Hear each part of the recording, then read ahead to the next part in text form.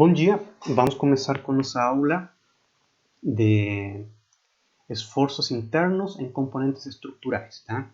Então, seria a parte 2 da disciplina de mecânica dos sólidos, que corresponde já à parte, começo a parte mais técnica.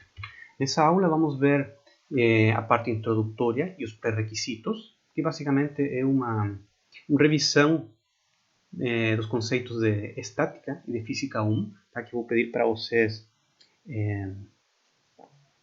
para que vocês estudem. Vamos dar uma olhadinha ali, uma relembrada a esses conceitos, mas também vou deixar para que vocês estudem um material, tudo bem? Vamos ver, então, esforços internos, que é um conceito que precisa, né, de esses pré-requisitos.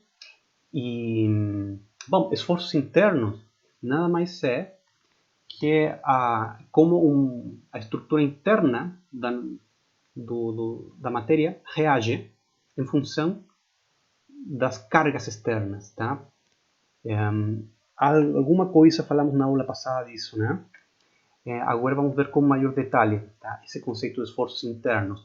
Para conhecer qual a magnitude desses esforços internos em um ponto específico, usamos o método das seções. Como diz, né? As seções, tá? Isso remete que vamos secionar o corpo de interesse, a nossa estrutura analisada, em algum ponto, tá?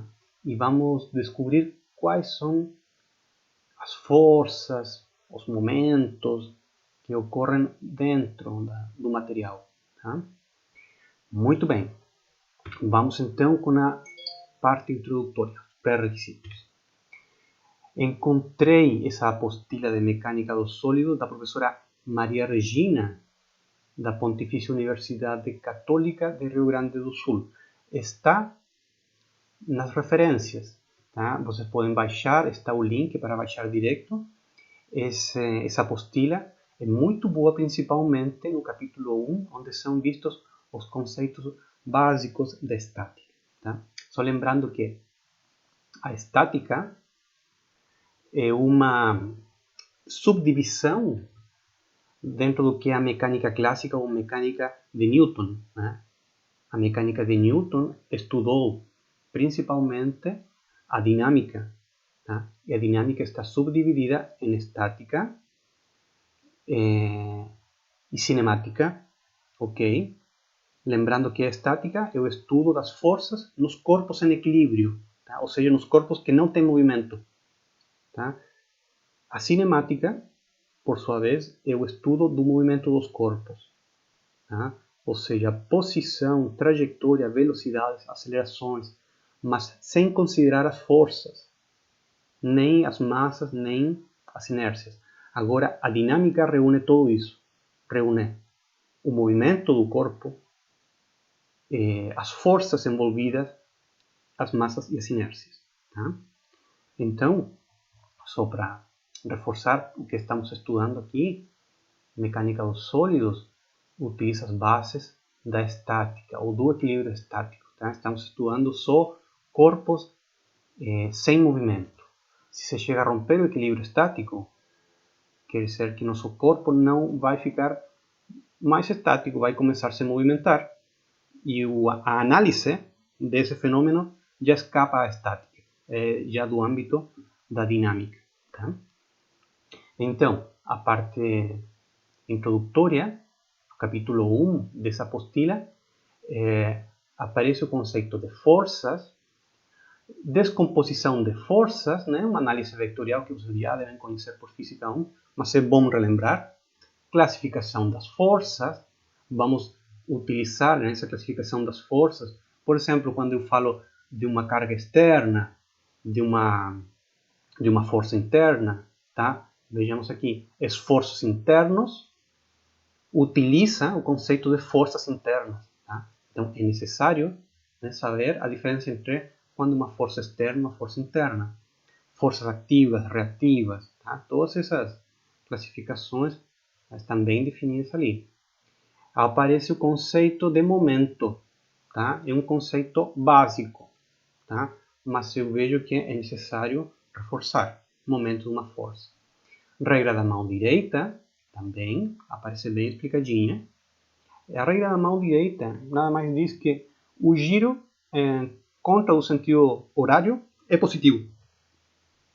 Caso contrário, negativo. Tá? Só que utiliza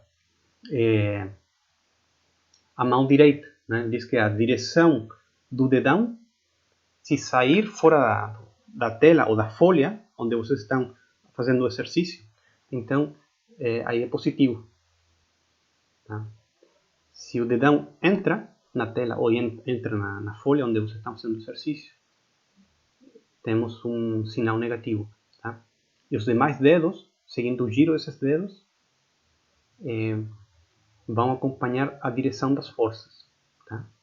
Mas bem, isso aparece bem explicadinho ali nessa apostila. Também resultante das forças, também é um manejo vectorial de forças, soma de vectores, tá? Como vectores resultantes. Se explica também o princípio de superposição, que nada mais é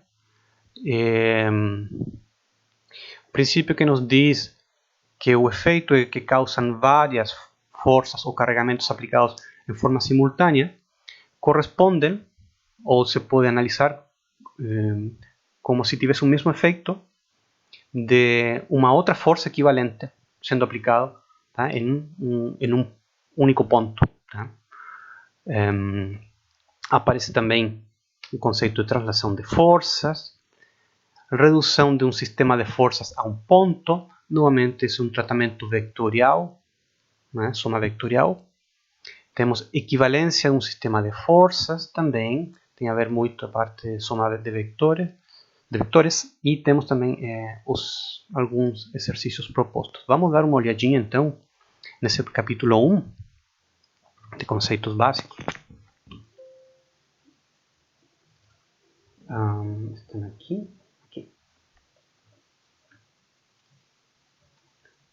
Vamos lá. Essa é a apostila, tá? Mecânica dos Sólidos, da Pontifícia Universidade Católica do Rio Grande do Sul, da professora Maria Regina Costa. Vejam, já começa com o conceito força, tá? O conceito força do âmbito da dinâmica, tá? Digamos, ela explica num âmbito bem abrangente, e depois, né, vai indo na parte que é da estática, tá? Explica unidades, características das forças, princípio de ação e reação, né, segundo a lei de Newton. Na primeira lei de Newton, né? Aí vocês me corrigem. Temos aqui descomposição de forças, e uma força F resultante pode ser descomposta em uma força horizontal F de x e uma força vertical F de y, né, considerando as propriedades de trigonometria, né, seno de alfa e cosseno de alfa. Aqui temos a classificação das forças, tá? Define o que é um momento, né? Momento causado por uma força. Vejam que o momento aqui se define como um vetor que sai da nossa folha, né, onde fazemos a análise, e se faz em referência a um ponto O, por exemplo. Tá? Vejam que esse vetor que sai da nossa folhinha tem duas pontas. Tá? E o vetor força tem uma nomenclatura que usa uma ponta só. Tá? Às vezes, esse momento também é indicado, né, com essa seta curva, né, porque o momento faz um giro. Tá? Então temos essas duas nomenclaturas. Né? Mas bem, como se define aqui o momento em relação a uma força que está calculado desde um ponto fixo O? Né? Então, consideremos essa força F, né, que está ocorrendo em um ponto A, né, e passa por essa linha de ação. Essa linha de ação tem um ângulo alfa, tá? Um ângulo alfa que é determinado desde o ponto O até o ponto A, onde se aplica essa força. E encontramos que a distância D é aquela distância perpendicular à linha de ação da força e que chega até o nosso ponto O. Daí o momento é definido pela força vezes essa distância, tá? Que é perpendicular à linha de ação da força. Tá? O momento não seria essa força vezes essa distância OA, porque OA não é perpendicular à força F, mas D é perpendicular à força F, tá? Ou melhor dito, à sua linha de ação. Como obtemos a distância D? Pelo seno do ângulo alfa. Vejam que aqui está alfa. Deixa eu ver se tem aqui uma canetinha. Tem aqui, né? Vamos ver se essa serve. Não.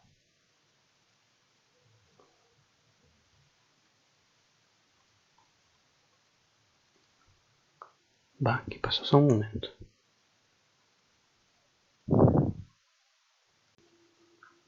Tá. Então,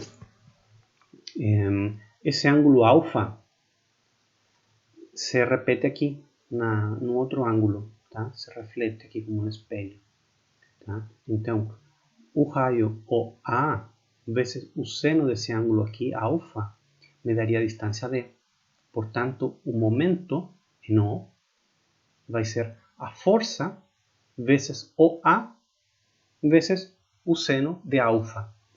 Como é seno de alfa, podemos dizer que o momento em O vai ser a distância OA produto vectorial F.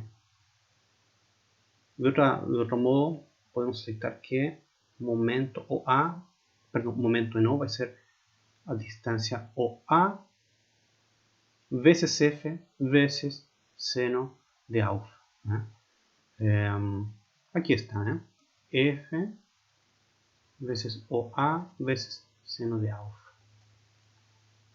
Tá? E aqui está tudo bem explicado. Ou a regra da mão direita também. Aí explica, né, que nosso dedão, se aponta para cima, vai ser positivo. Tá? No caso do momento, o dedão nos vai dar o sinal do momento. E os demais dedos que giram vão ir em sentido do giro do momento. Ou seja, se um momento gira em torno em sentido contra-relógio, anti-horário, o dedão vai apontar para cima. Façam isso, esse experimento ali nas suas casas. Agora, para que gire no sentido horário, vocês vão ter que obrigadamente usar a mão direita e colocar o dedão para baixo, fazendo com que seus demais dedos, ao fechar o punho, né, girem em sentido horário. Tá? Sentido horário de giro dos seus dedos vai fazer com que o dedão vai para baixo. Isso quer dizer que vamos ter um momento negativo, tá? Apontando para baixo ou para, digamos, no sentido para dentro da nossa folha ou para dentro da tela. Tá? Aqui na apostila temos alguns exemplos interessantes, falando das unidades do momento, né? Que é basicamente uma unidade de força vezes uma unidade de distância, ou pode ser também de massa e vezes distância também. Tá? Aqui no item 3 se verifica o conceito de resultante de forças concorrentes em um ponto de um plano. Né? Temos várias forças aqui, então o que se faz? Se obtém um vetor resultante por soma vectorial. Né? Então, o que se faz é pegar todas essas forças e se consideram as componentes horizontais ou em x de cada um desses vetores. Tá? E se somam, se colocam ao quadrado, e o mesmo se faz com as componentes verticais de cada um desses vetores. Tá? Se somam, se deixam ao quadrado, E a raiz quadrada desses componentes nos vai dar, então, um único vetor resultante, tá? E nos vai dar também seu ângulo, um ângulo resultante, tá? Que se obtém pelo arco tangente das forças que tem componente em y dividido pelas que tem componente em x. Aparece o princípio de superposição dos efeitos, né? Como diz, o efeito produzido por um conjunto de forças atuando simultaneamente em um corpo é igual à soma do efeito produzido por cada uma das forças atuando isoladamente, tá? Ou seja, podemos mudar um conjunto de forças actuando simultaneamente por outro conjunto de forças ou um sistema equivalente, tá? E ainda que esteja sendo aplicado em outro ponto, tá? Isso quer dizer que podemos aplicar, que pode obter-se o mesmo efeito estático de diversas maneiras, tá? Ou seja, um corpo pode estar submetido a um tipo de carregamento interno, sendo que ela pode ser observada com diferentes cargas externas, tá? O item 5, translação de forças, tá? Basicamente, esse princípio diz que se temos uma força aplicada em um ponto e em uma linha de ação, podemos obter um sistema equivalente, onde essa força tem outro ponto de aplicação, só que é equilibrado com um momento. Esse momento de equilíbrio vai ser F vezes a distância. Essa distância D. A distância D é aquela que nos referencia o ponto onde atualmente está nossa força aqui em relação ao ponto anterior onde ele estava. Tá? Então podemos fazer assim um efeito de translação de uma força aplicando um momento de compensação, e vejamos que os dois sistemas parecem diferentes, né? Nesse aqui temos uma força aplicada nessa linha de ação, nesse outro sistema temos a mesma força aplicada em outro ponto e adicionado com um momento. Só que esse sistema é estaticamente equivalente a este outro sistema, é o mesmo, provoca o mesmo efeito no corpo, tá? São sistemas equivalentes, mas esse princípio de translação de forças pode nos servir, às vezes, para simplificar nossa análise. Também temos redução de um sistema de forças a um ponto, né? Aqui aplicamos aquele princípio de translação de forças, né? Temos várias forças, podemos aplicar todas essas forças para um único ponto B, e em cada translação nós temos que colocar seu momento compensador, ou seja, essa força vezes a distância, essa força vezes a distância ATB, essa força vezes a distância ATB, essa força vezes a distância ATB. Só que essa distância tem que ser a distância perpendicular da linha de ação da força até o ponto, tá? Bom, aqui está feito esse exemplo, está prontinho, mas eu recomendo que refaçam. Também é revisado a equivalência de um sistema de forças. Tá? Por exemplo, isso nada mais é que dizer que uma força F pode ser expressada como uma componente vertical e outra horizontal. Tá? Ele fala de sistemas inerciais, tá? Isso quer dizer que depende do nosso ponto de referência. Tá?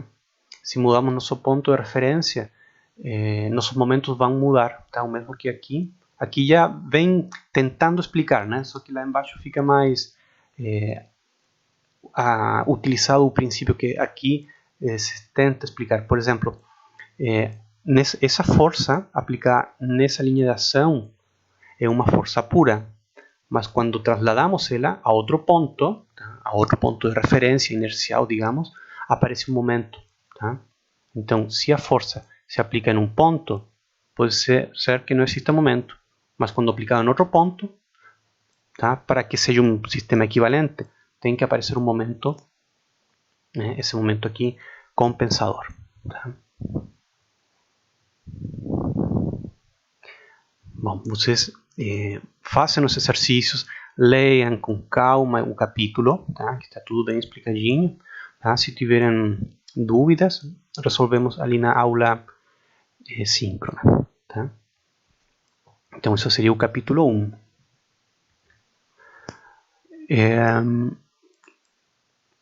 Revisem, estudem o capítulo 1, tá? Dessa apostila.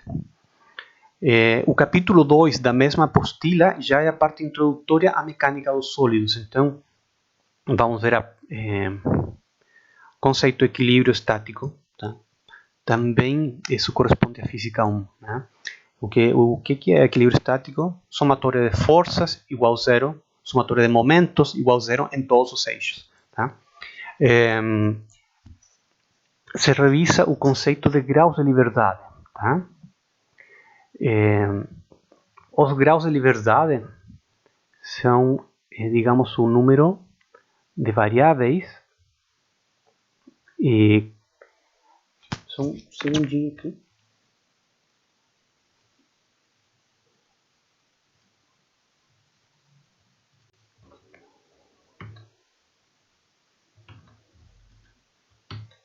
Aqui.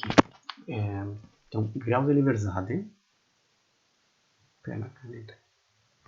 Graus de liberdade corresponde às variáveis independentes, tá? Necessárias para determinar o comportamento total do nosso sistema. Em estática, os graus de liberdade poderíamos aceitar que correspondem às possibilidades de movimento. Tá?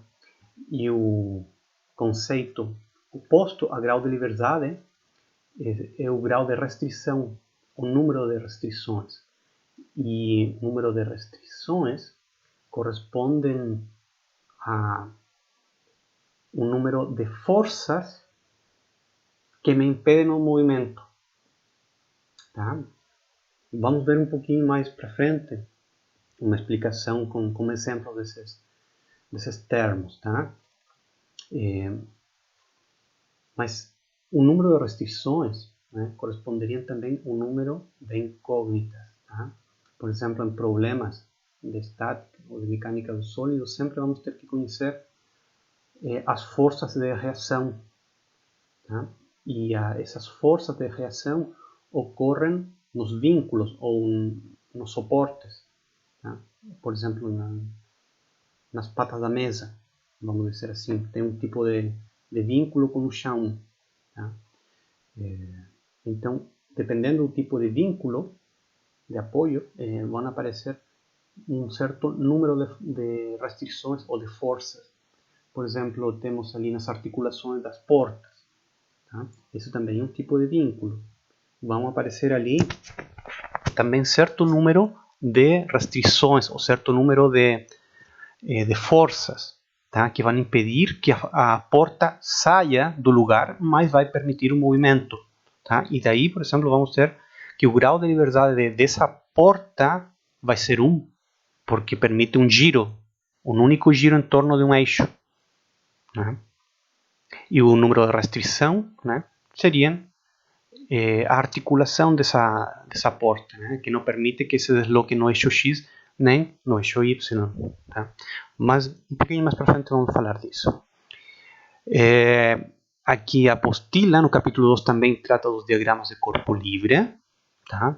É digamos, uma modelagem do que acontece na realidade. Tá? Só que uma modelagem bem simplificada, na maior parte das vezes bidimensional, tá? Onde se colocam todas as forças externas, internas, reações e todas as informações necessárias de comprimento e todas as informações que nós precisamos. Tá?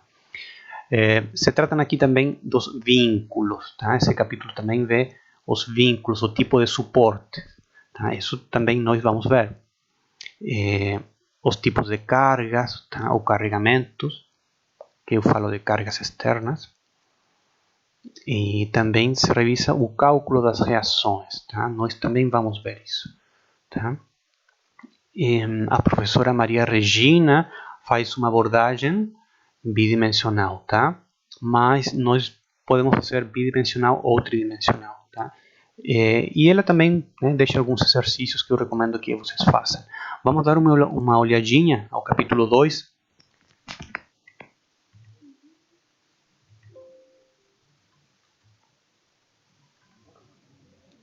Capítulo 2, né, da apostila.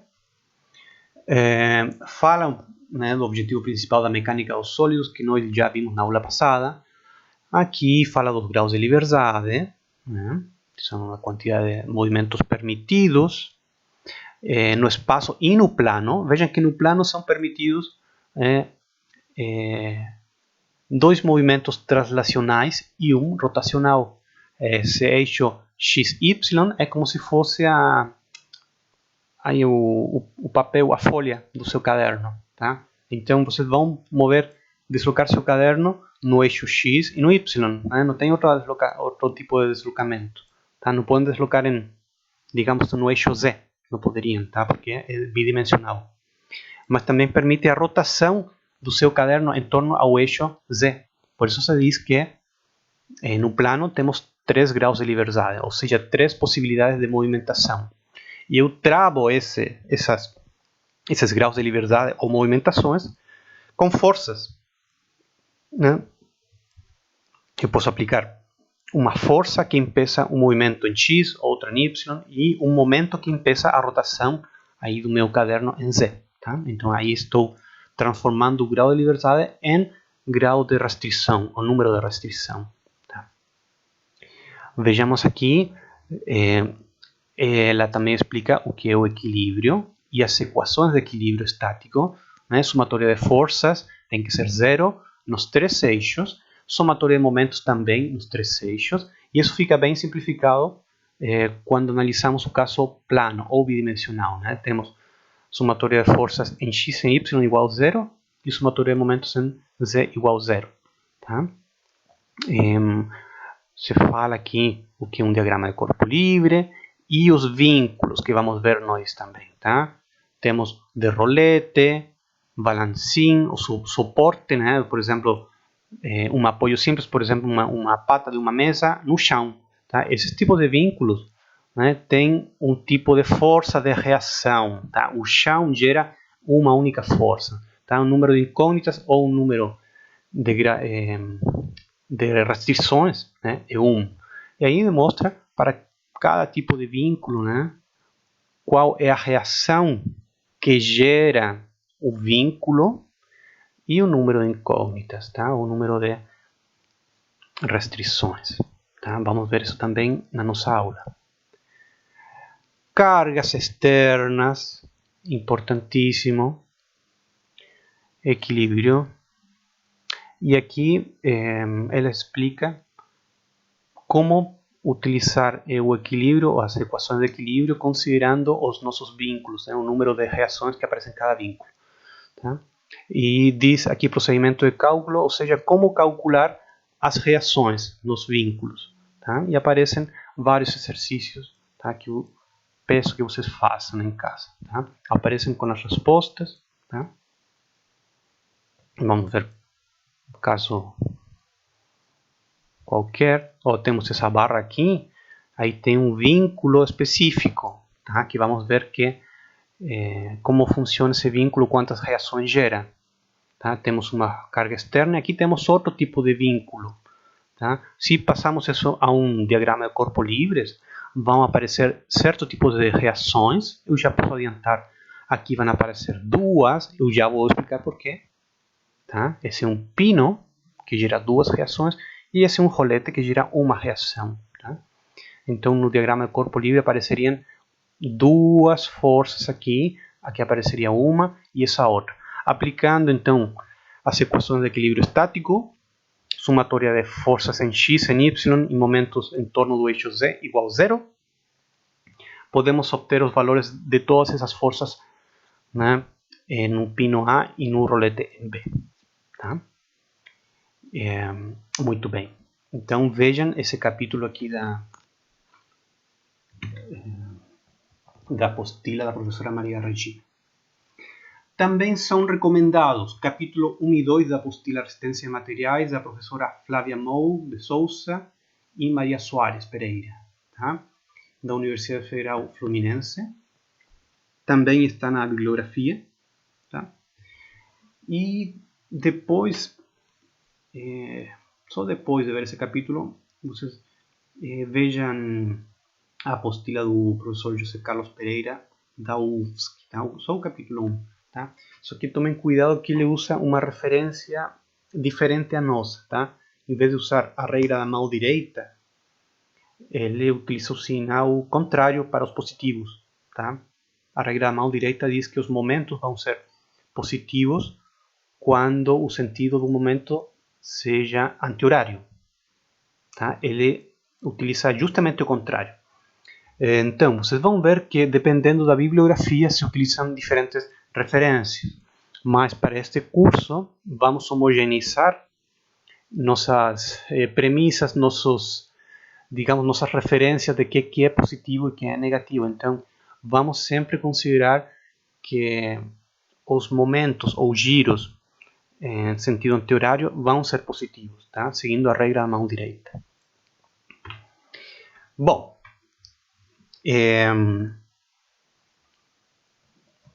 tudo isso que eu mostrei, eu preciso que vocês estudem, tá? Ou relembrem, tá? Que é matéria de Física 1.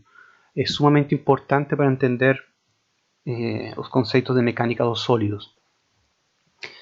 Mecânica dos sólidos em si, vamos começar agora, tá? Vamos ver então alguns conceitos talvez novos para vocês, que são os tipos de suportes ou vínculos, tá? Também explicados na apostila da professora. Vamos ver os tipos de carregamentos, tá? Aqui temos um tipo específico de carregamento, uma carga distribuída de forma variável, mas tem vários tipos de carregamentos, vamos ver todos eles. Vamos ver a classificação das vigas. Temos várias classificações de vigas segundo o tipo de apoio que elas têm e o tipo de carregamento que elas sofrem. E por que vigas, professor?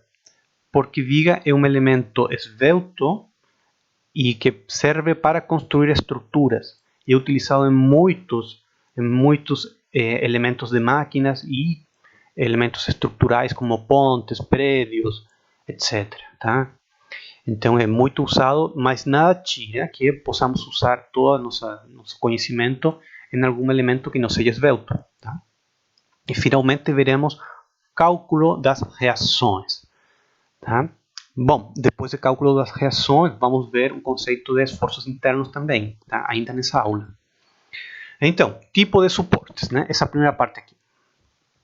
Vou pegar uma caneta. Aqui. Os tipos de suportes, tá?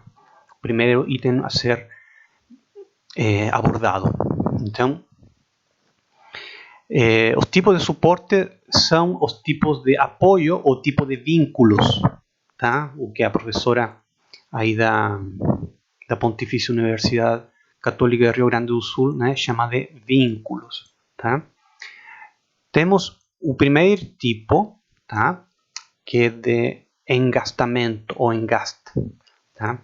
Temos aqui uma viga que está presa na parede. Esse é um tipo de exemplo que modela bem a ideia de um engastamento, tá? Nada mais é que o elemento mecânico fixo. Então, onde está fixo, tá? Digamos, esse apoio ou esse vínculo, ele vai gerar essa força horizontal RAX, uma força vertical RAY e um momento MDA, né? Porque esse aqui é o ponto A. Aqui, ponto A está aqui.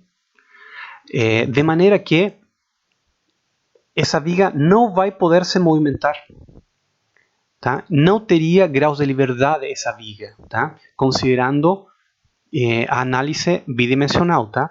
Ela não vai poder se movimentar nem para cima, nem lateralmente, nem em giro, tá? Porque essa viga está aqui, vocês veem que está engastada, né? Todo isso aqui é cimento, está totalmente preso, tá? A viga está imóvel.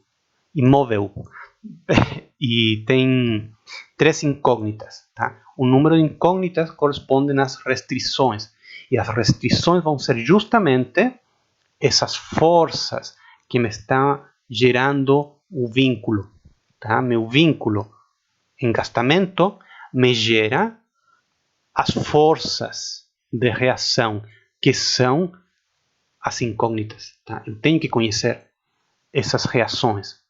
Se diz também que esse tipo de reações são um tipo de esforços internos, né? Porque ocorreria dentro do vínculo, tá?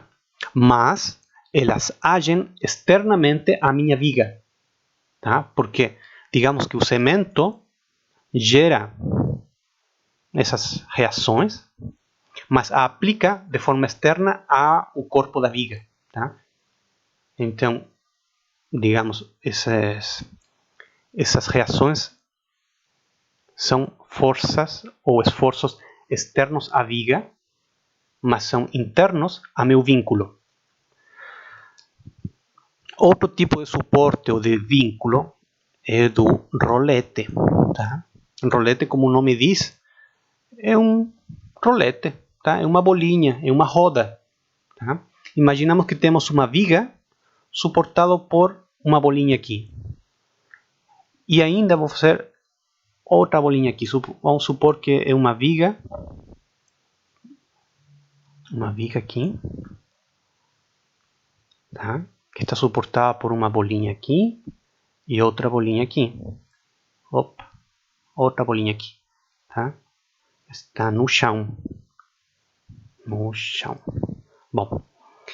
se eu faço uma força vertical para baixo, a minha viga não se vai movimentar. É o mesmo que um skate. Pensemos que isso é justamente igual que um skate. Mas se aplico uma força horizontal, né, a viga vai se movimentar sim para o lado, né?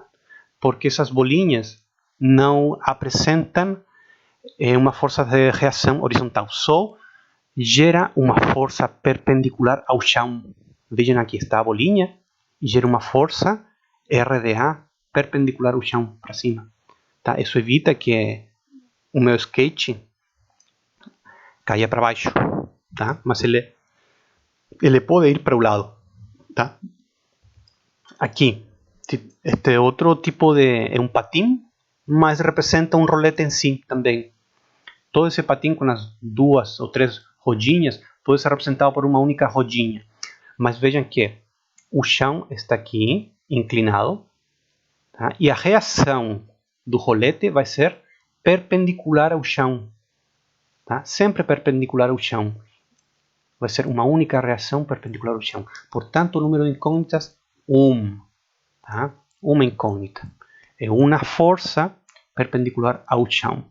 Beleza? Outro tipo de suporte é o pino. Esse tipo de vínculo é como aquele que temos nas articulações das portas. Tá? Só vai gerar como reação forças horizontais, RDAX, e forças verticais, RDAY. Tá? Então, vamos ter 2 incógnitas. Tá? Mas não gera um momento de reação. Portanto, essa viga, como está aqui, se nós aplicamos um momento externo, ela vai girar. Como nossa porta. Nós podemos girar nossa porta. Tá? Só que a porta não vai sair deslocada dos pinos, né? Não vai ser deslocada, digamos, das suas juntas que estão na parede. Mas sim, a porta vai poder girar. Tá? Uma forma de expressar ou de modelar no nosso diagrama de corpos livres o pino é mediante um triangulinho, tá? Então já sabemos que o triangulinho vai gerar uma reação vertical e outra horizontal, beleza? Portanto, são 2 reações e são 2 incógnitas, tá? Articulação, outro tipo de vínculo.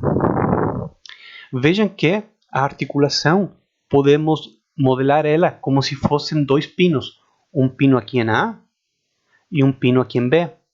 Portanto, poderíamos ter uma reação vertical em B, uma reação horizontal em B, uma reação horizontal em A e outra reação vertical em A.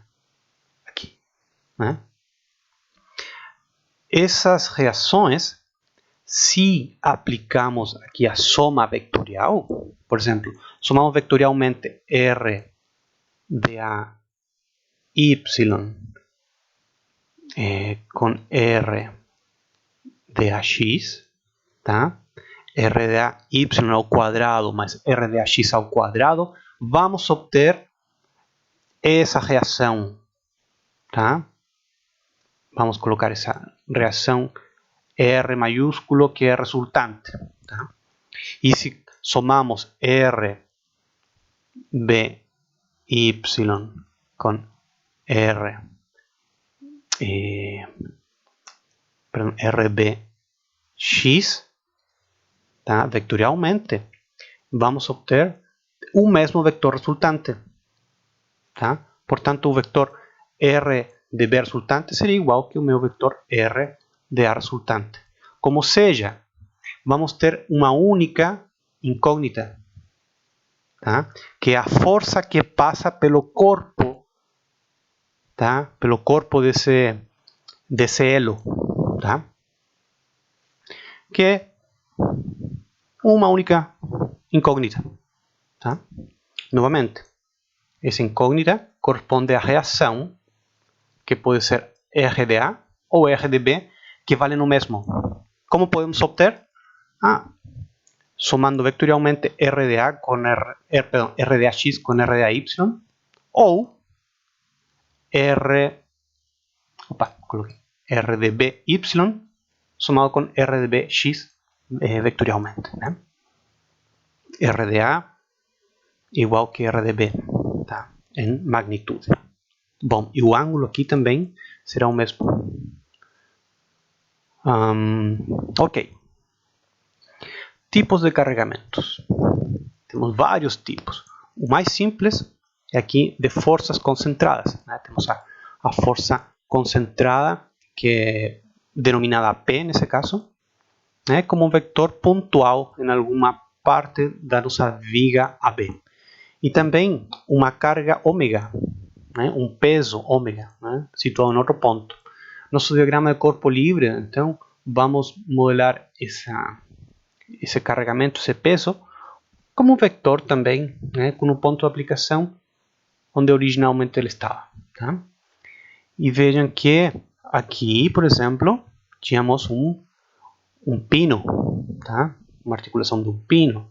E aqui, essa outra era de um rolete, tá? Em algum lugar foi indicado que em A temos um pino, em B temos um rolete. Então, o pino gera duas reações, o rolete gera uma reação, tá?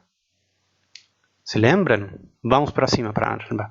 Pino gera duas reações, vertical e horizontal, e rolete gera uma só, uma reação, tá? Então voltamos aqui. Esse seria nosso diagrama de corpo livre, tá? Teríamos também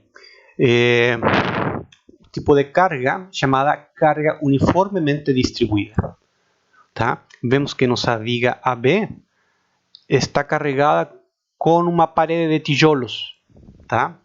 Então, esse caso real é modelado no diagrama de corpo livre assim, com esta nomenclatura, né? Se colocam várias setinhas para baixo, né?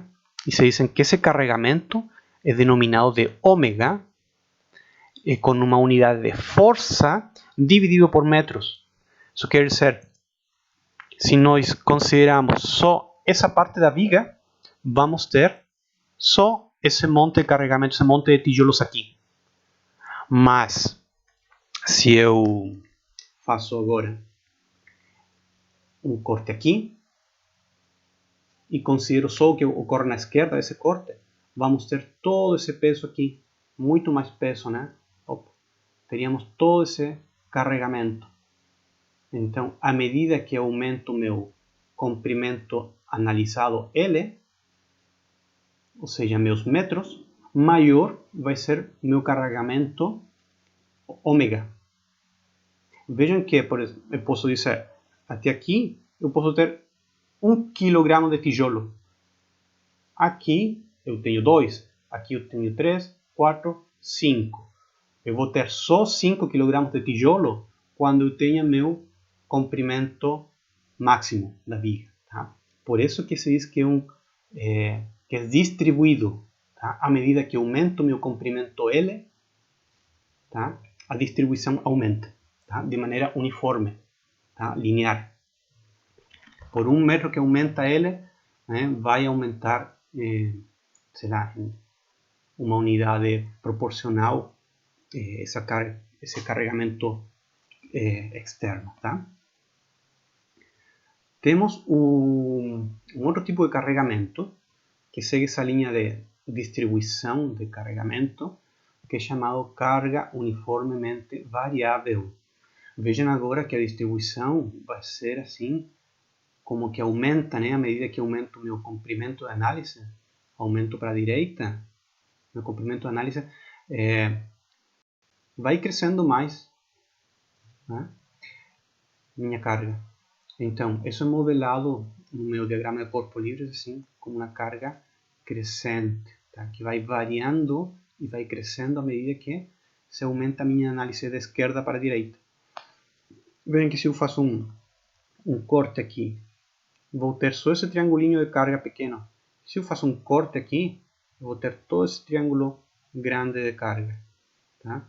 Só quando eu considero o meu comprimento total L, é que vou ter o meu triângulo completo, ou seja, toda a carga considerada. Tá? Outro tipo de carregamento é o momento, tá? Ou momento concentrado. Tá? Veja na definição de momento de uma força ali na apostila da professora. Mas eu posso aqui resumir, né? Temos força vezes uma distância aqui de médios, né? Se todo isso é d, até aqui é d médio, vezes força mais essa distância de médios, né? Vai dar um torque ou um momento m.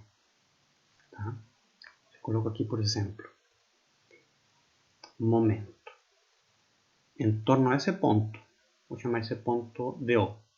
Momento em torno de O. Utilizando a regra da mão direita, vou dizer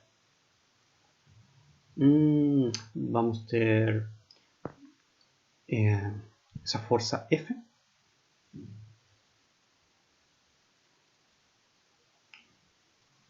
Aqui, negativa, né? F vezes de medio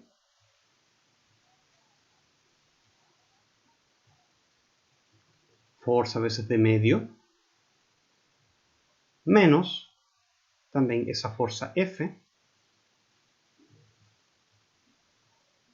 vezes de medio. Né? Se isso D, isso vale de medio. Menos F vezes de medio. Tá? Se sumamos, teríamos, porque isso vai dar menos F vezes D. Tá? Agora, F, aqui no desenho, na verdade, é que eles chamaram de ômega, né? Só que ômega é utilizado para denominar um carregamento por peso, tá? Mas tudo bem. Vamos aceitar que F é igual a ômega. Então, isso daqui ficaria ômega vezes D é igual a M0, tá? E esse sinal eu posso deixar negativo, mas eu posso poupar esse sinal colocando já o giro negativo. Né? Se eu coloco negativo, já se entende que o momento é negativo. Tá? Por isso que aqui não foi colocado. tá? Seria uma redundância. Beleza? E aqui, como A tem um pino e em B tem um rolete, então em A se colocam duas reações, em B se coloca uma só. Tá? Bem. Vamos revisar com maior calma, com mais detalhe a este tipo de carga uniformemente distribuído. Vejam que podemos obter uma força, o que chamam de força equivalente. Tá? O que também se explica ali na apostila é sistemas equivalentes, né? Ou como se chamava esse o princípio de superposição, né?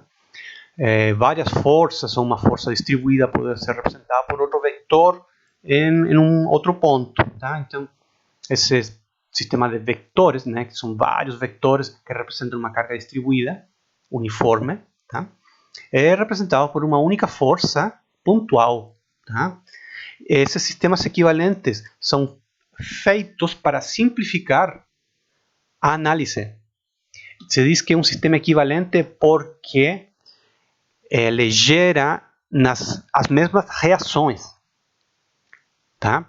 Imaginemos que nesse caso aqui temos 100 kg de tijolos distribuídos, tá? Na viga.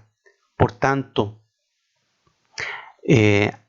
aqui em A vamos ter 50 kg de reação e a reação em B vertical vamos ter também 50 kg de reação. Tá? Lembrando que aqui são 100 kg de tijolo, por exemplo. 100 kg de tijolo. Isso vai significar que aqui vamos ter uma reação em A de 50.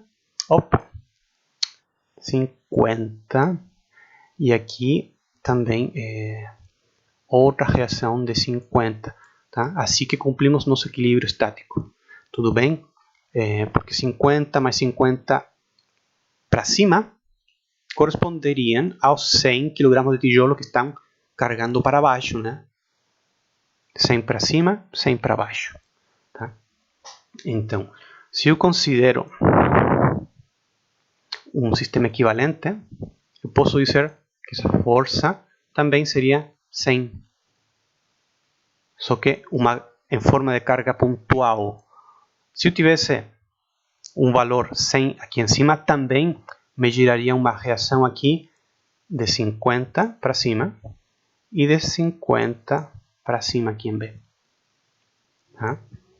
Porque 50 para cima mais 50 para cima vão ser equivalentes a 100 para baixo. Tá? Aí tenho as forças equilibradas. Como calculo a minha força equivalente? Tá? Vamos calcular como se fosse a área de nossa geometria de distribuição de força. Tá? Eu coloquei força equivalente igual à área de nossa geometria. Aqui temos, por exemplo, a geometria de distribuição corresponde a um retângulo. Então, a área de um retângulo é a base vezes a altura. A base vai ser o comprimento L. Essa é a minha base. E a altura vai ser, então, a magnitude. Nesse caso, seriam 100 kg. Tá? Então, seria a força equivalente corresponderia à base, que seria L, e a altura, que seria ômega, tá? Ou seria 100. Tudo bem? E onde aplico essa força equivalente? Aplico no centroide dessa geometria de distribuição. Tá? Se a geometria aqui é retangular, o centroide vai estar aqui no meio. Tá? Então eu aplico esse vetor aqui em L médios. Agora, para a carga uniformemente variável, tá? Com essa carga triangular, né? Que é representada assim, eu posso obter um sistema equivalente com forças equivalentes, onde novamente a minha força equivalente vai ser a área, e a área da geometria, que é um triângulo. A área do triângulo vai ser um médio da base pela altura. Eu coloquei base por altura, só que dividido por 2. tá? Aí me faltou. Área é o meio da base pela altura. Então, a força equivalente vai corresponder ao meio da base L vezes a altura, que seria ômega, tá? A altura ômega, que quer dizer a altura do triângulo, tá? Então, numericamente, isso corresponde à força equivalente, tá? E ela vai ser aplicada no centroide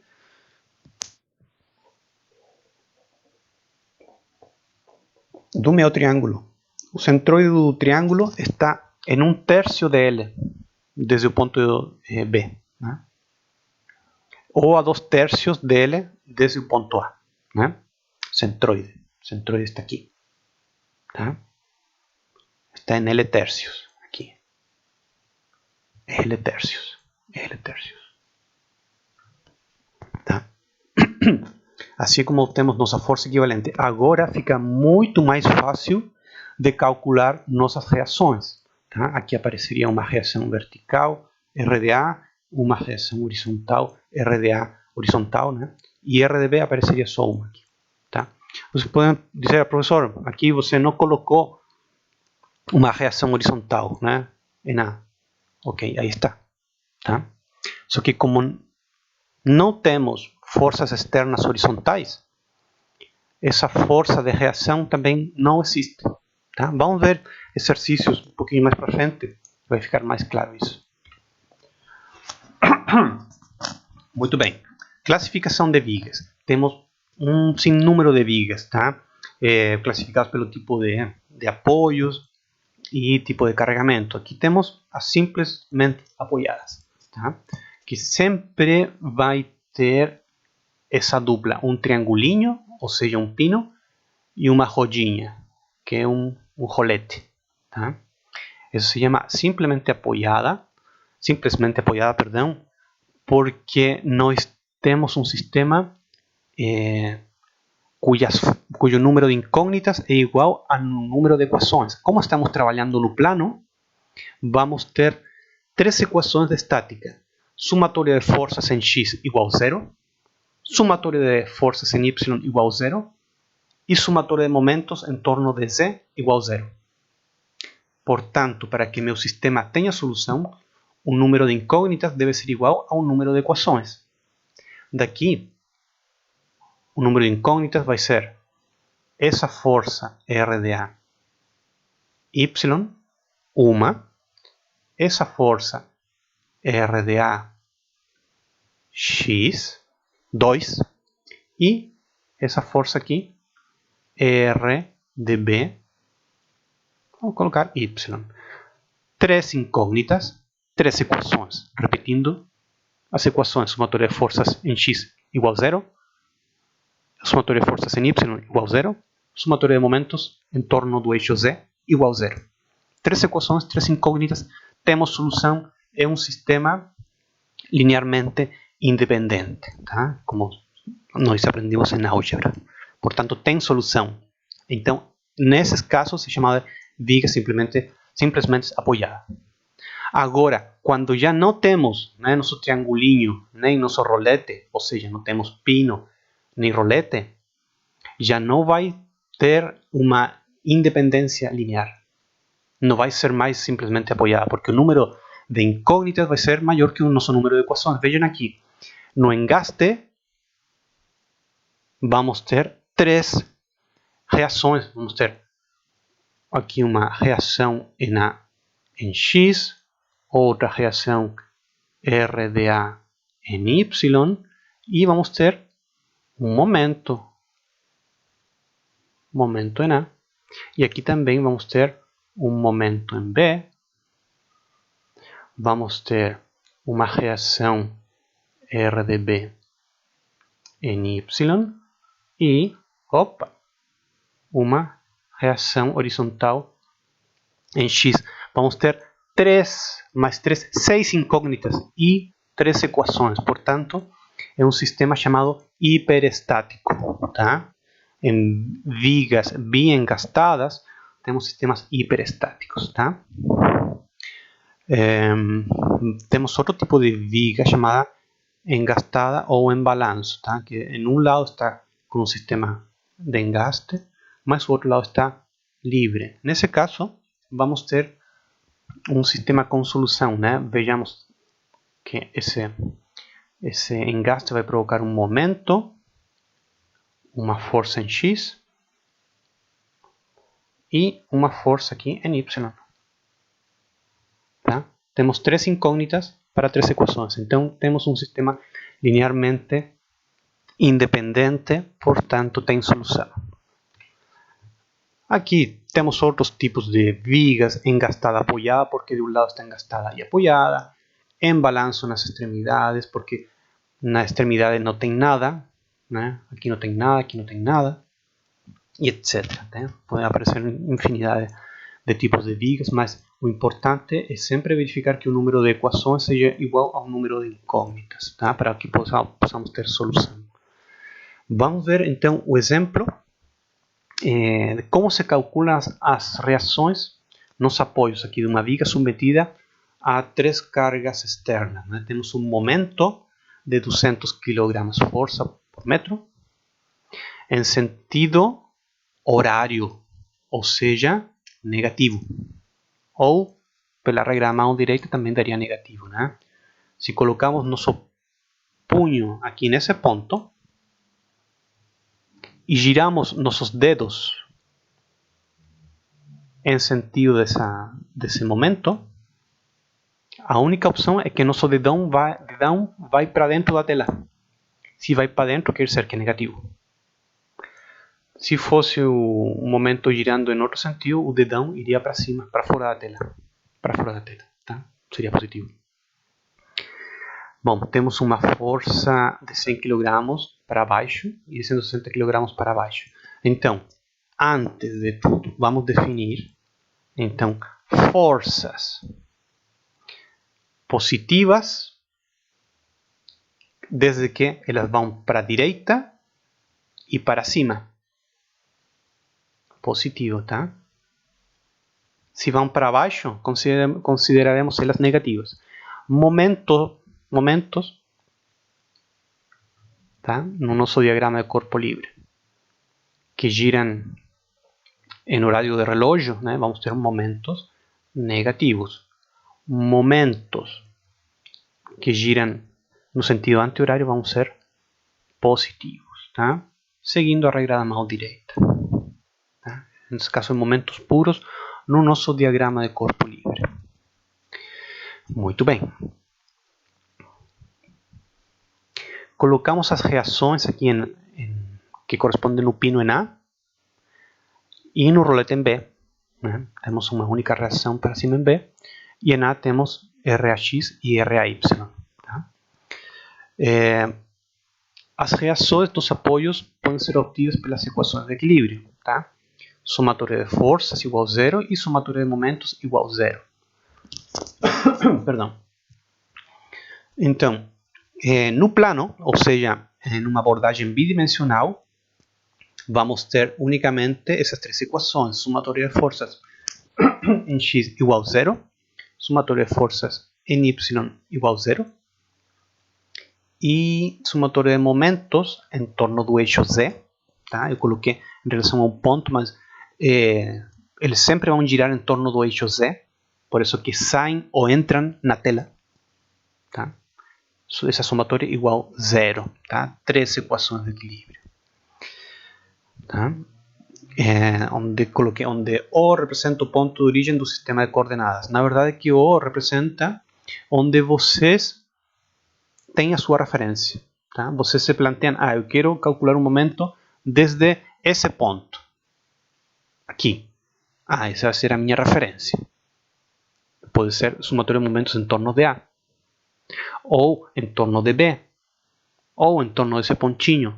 Pode ser qualquer ponto que vocês quiserem tomar como referência. Tá? Mas eu coloquei aqui O para que seja genérico. Tá? Mas eu quero que vocês tenham em claro que a somatória de momentos pode ser feita em qualquer ponto que vocês quiserem, mas tem que tomar esse ponto como referência.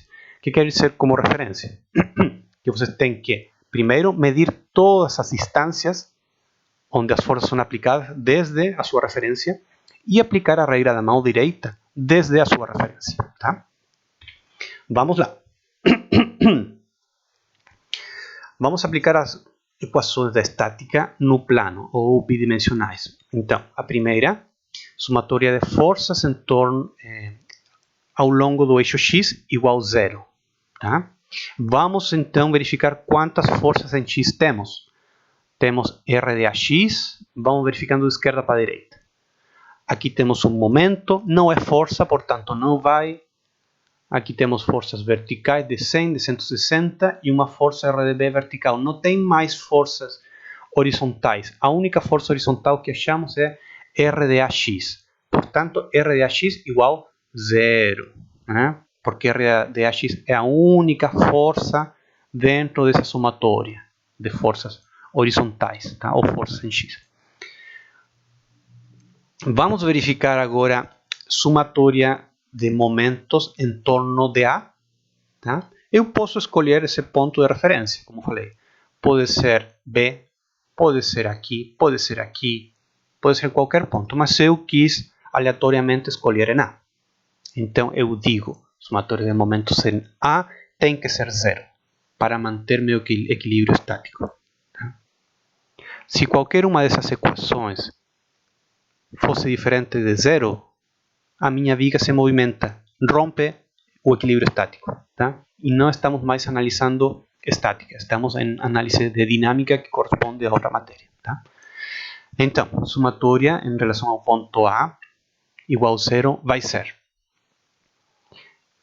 Analisamos desde o meu ponto A aqui. Analiso desde A. Vamos de esquerda a direita. Que nos encontramos primeiro aqui? Um momento puro. Momento puro de 200 kg força vezes metro. Aqui colocamos ele. Tá? Vejam que as unidades já são de força vezes longitude. Tá? Então não temos que multiplicar por distância. Tá? Momento puro. Já é momento. Colocamos o valor pleno dele aqui. Depois, que encontramos analisando de esquerda para a direita, vamos aqui em 0,5 metros. Em 1 metro nos encontramos 100 kg que vão para baixo. Isso em relação a A vai me provocar um momento. Coloco meu punho aqui em A. Meus dedos dirigindo-se com a mesma direção que 100 kg para baixo. A única opção que tenho é que meu dedão vai para dentro, né? Vai para dentro da tela, né? Usando a regra da mão direita, tá? E use na mão direita. Tá? Se usa na mão esquerda não vai servir, vai dar um rolo ali. Então, vejam que como o dedão entra na tela, vamos ter sinal negativo. Tá? Então temos menos 100, que é a força, vezes essa distância de 1 metro. Só um segundinho. Aqui. Então, menos 100 vezes 1 metro. Depois, analisando de esquerda para a direita, nos encontramos com essa força de 160 kg força para baixo. Novamente, coloco meu punho aqui em A. Meus dedos, seguindo essa direção, sendo que meu punho fica aqui em A, meus dedos seguem essa direção, tá? Eu verifico um giro nesse sentido. Tá? Portanto, meu dedão entra em A. Isso quer dizer que vai ser negativo. Tá? Vamos ter então 160 kg força vezes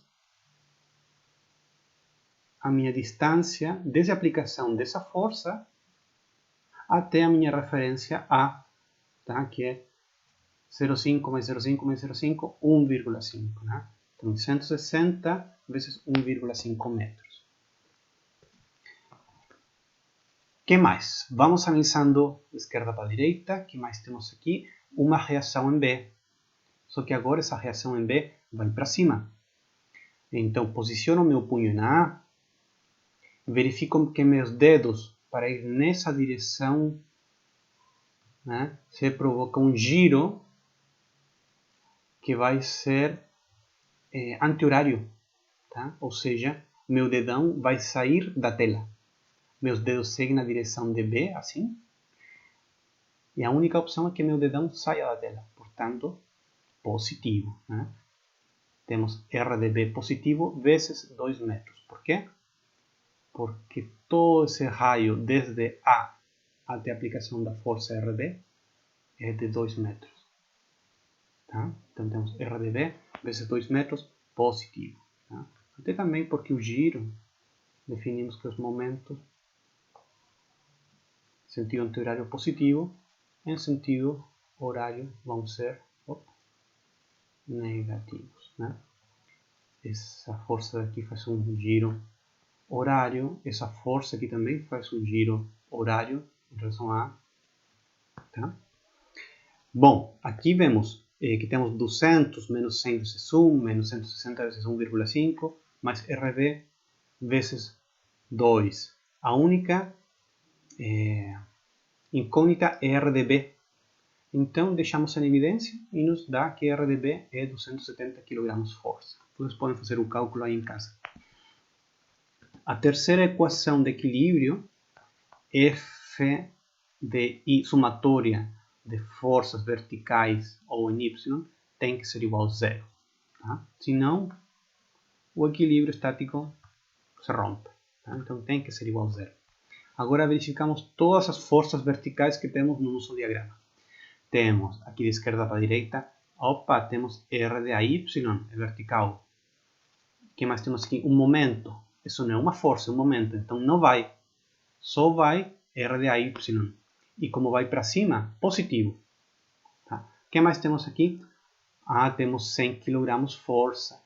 Vai para baixo, portanto 100 negativo. O que mais temos? Esquerda para a direita, 160 kg força. E vai para baixo, portanto negativo. 160 negativo. O que mais? Analisando de esquerda para a direita, vamos para cá, nos encontramos com RDB. RDB vai para cima, portanto positivo. E quanto valia RDB? 270. Então, 270 para cima, positivo. Tá? Então, somatória de forças igual a zero. Temos a única incógnita RDA, deixamos em evidência e obtemos que RDA vai ser menos 10 kg. Isso quer dizer que ele é um vetor negativo. Na verdade, esse vetor não ia para cima, era para baixo. Mas deixemos assim, um vetor para cima, já sendo acusado com um sinal negativo, tá? Se entende que é para baixo. Tá? Mas deixemos assim como está, um vetor para cima, acusando o sinal, se entende que seria um vetor que é para baixo, né? Porque nós definimos que forças positivas para cima e para a direita. Né? É meio torto aqui, e para a direita. Isso. Aí temos as forças positivas, tá? Para cima e para a direita. Bom, temos já conhecimento dessas três incógnitas, né? Que é R de AX, 0, conhecemos. R de AY, menos 10, conhecemos. E R de B é 270. Já conhecemos tudo, só que agora eu quero verificar. Como eu falei,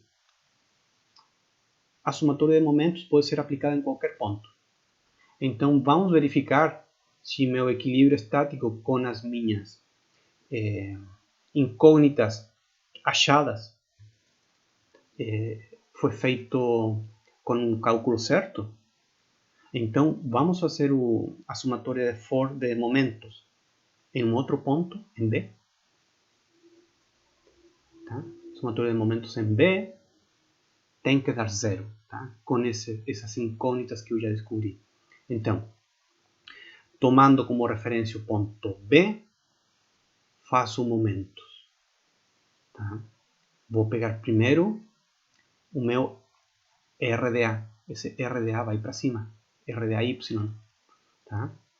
Vai para cima, só que era negativo, né? Bom, se me posiciono aqui em B,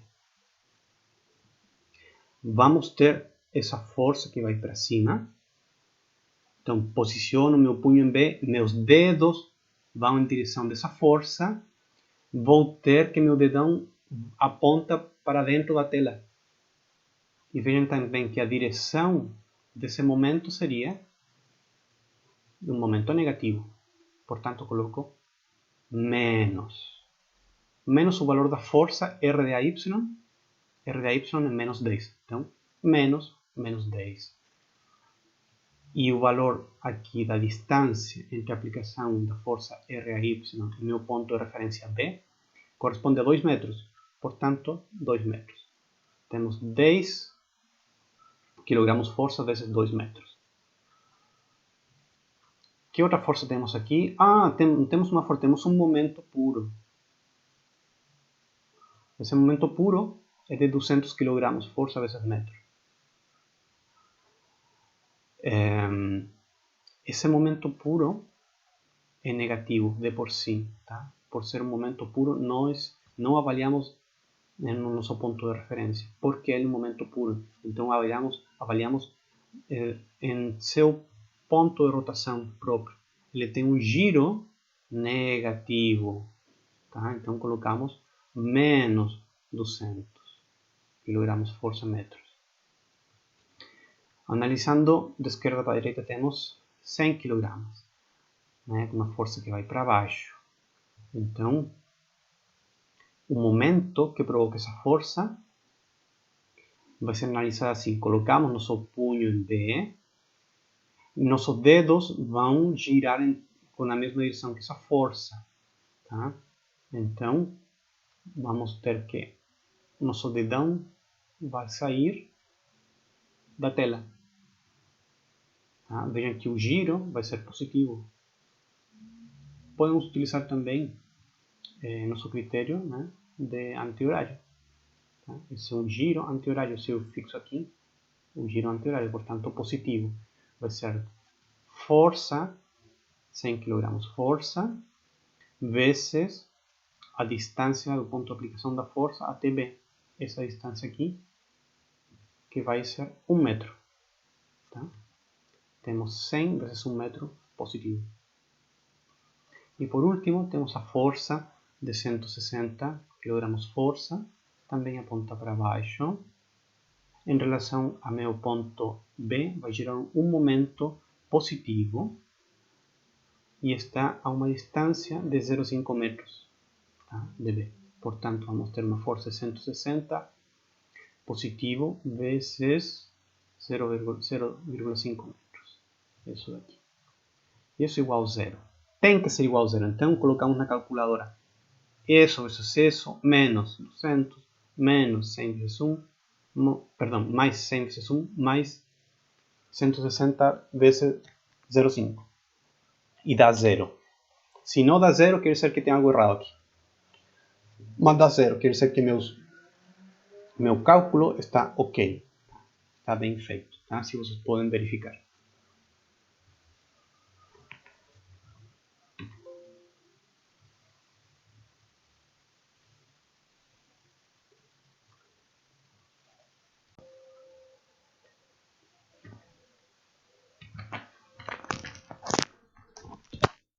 Muito bem.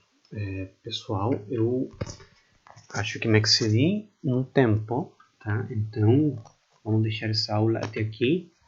Essa aula demorou 1 hora e 18 minutos, tá? Então, na parte de esforços internos, vai ser verificada na próxima, tá? Na próxima aula de segunda. Tudo bem? Então, aproveitem de revisar esta aula, o material que deixei com vocês, tá? O material, digo, dos slides, o vídeo que vou deixar com vocês e as apostilas, tá? Para que a aula síncrona seja bem proveitosa para nós, tá? Levem suas perguntas, suas consultas, que vamos revisar elas, tá bom? Me despido então, um abraço, bons estudos.